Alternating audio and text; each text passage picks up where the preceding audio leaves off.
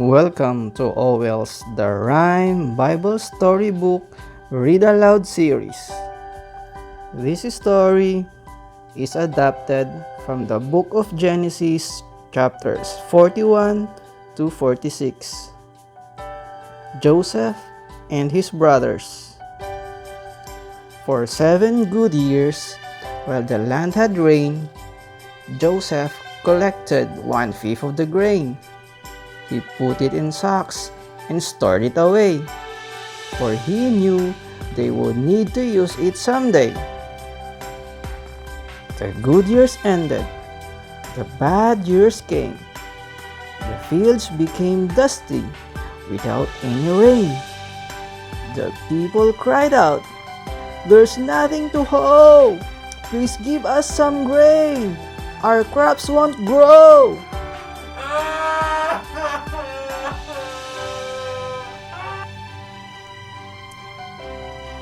As soon as he heard the people complain, Joseph opened the stores of grain. Then one day, some men came to town. The men were his brothers, and they all bowed down. He looked like a king. So how could they know that he was the brother they'd sold long ago? Joseph spoke harshly. He said, "You are spies!" He did this to see if his brothers would lie.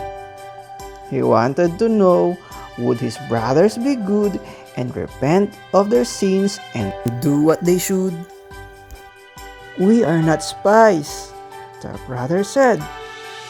"We came here to buy some food and some bread."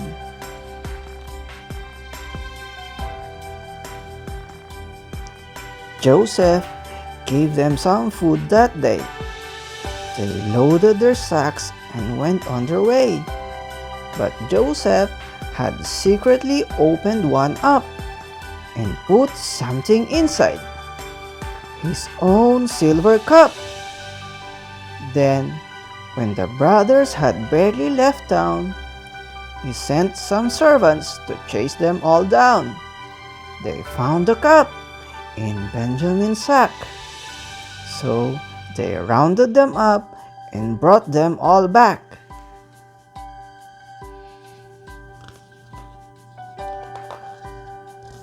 When the brothers saw Joseph, they tore their clothes.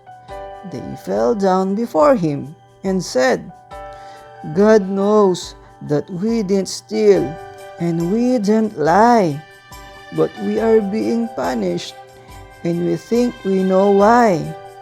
We should have listened when Joseph cried. God saw our sin, though we tried to hide."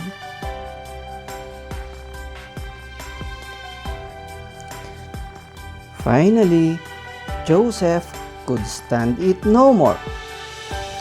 He sent out the servants and closed every door.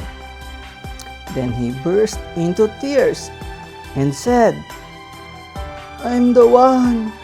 I'm the brother you sold, and it wasn't much fun. But don't be afraid. God planned it that way. He knew I could help my family someday."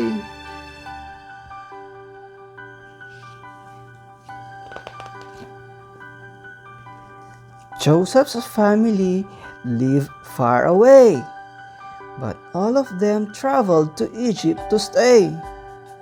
When Jacob saw his long-lost boy, he hugged him and kissed him and cried for joy. The end. Thank you for watching. This is Joseph and his brothers from the Rhyme Bible Storybook.